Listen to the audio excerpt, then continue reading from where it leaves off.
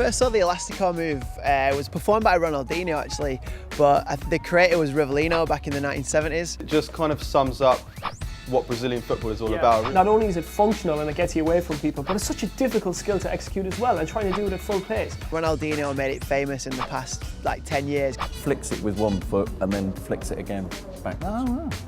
I thought Elastico was when the elastic went on your pants.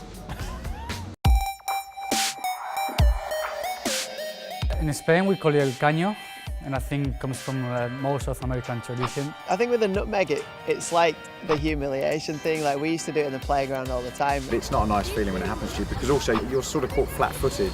So if somebody nutmegs you, very little chance of recovering. So you know, that just adds to the humiliation.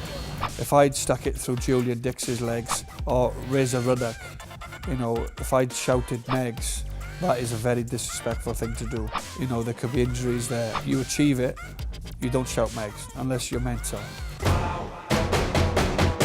When we were kids, we used to call it the Pelé flick, because I think it was the film Escapes of Victory, is it, when Pelé did it? So it was really famous through that. I'm sure a lot of people have seen it, Pelé doing it, but I don't think many people have seen it doing it again. Because it's a very, very difficult skill to do. And we just used to do it in the playground, but JJ Okocha did it probably in the last 5-6 years. You'd watch him Bolton games just to see him pull out a trick. You don't expect those moves because that's more of like a freestyle move, you know, to flick the ball in the air. And it's popular, but to do that in a Premier League game or a World Cup like that is it's impressive. Seal dribble was invented by a Brazilian football player, Curlon, and made famous probably recently by Nani against Arsenal. He was back to goal, he was just dribbling it with his head.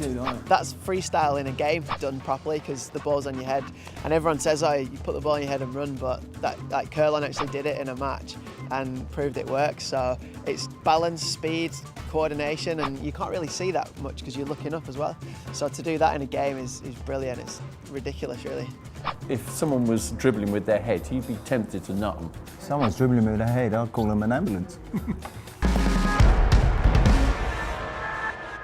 I think with the runaround move, it's that change of pace. And I always used to see Giggs do it all the time. I think nowadays, like players like Antonio Valencia, because they're so fast, and if you're up against him, he's literally going to knock it one side, and the change of pace is that does it.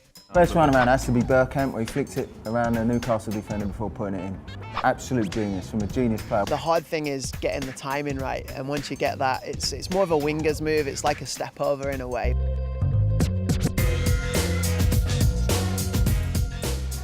You have your right leg, if it's your kicking foot, and you kick behind your left like that. Oh, that one. If you're not too great on one foot, you can wrap your other one round and cross it in.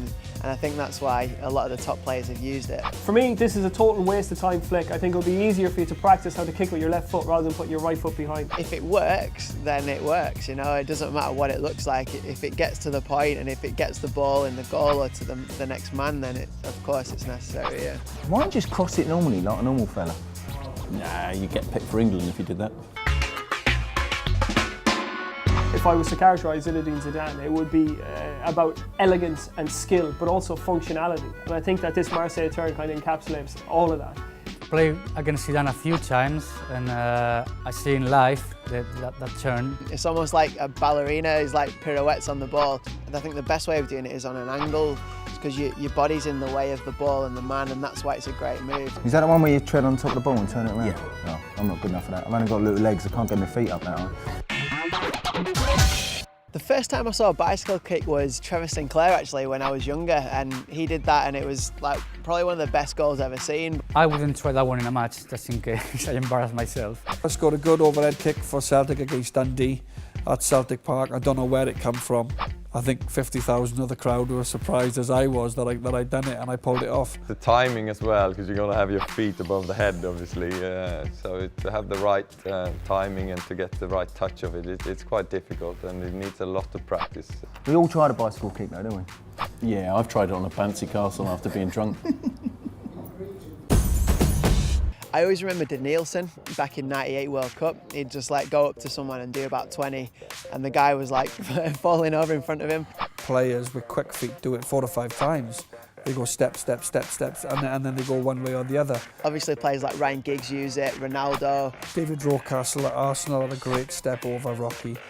Chris Waddle had a brilliant step over. It's the type of move like wingers would use to get around your man and cross the ball in. 1974, World Cup finals, Germany, Johan Cruyff with a turn. When I saw that, I jumped out of my seat. It's one of the great images of World Cup history, Cruyff doing that turn on the Sweden right back. Cruyff was a genius, and by doing it behind your other leg, what allows you to get the ball in a position where you're already directed to the goal or to the line where you're facing. So it's pretty quick and very practical.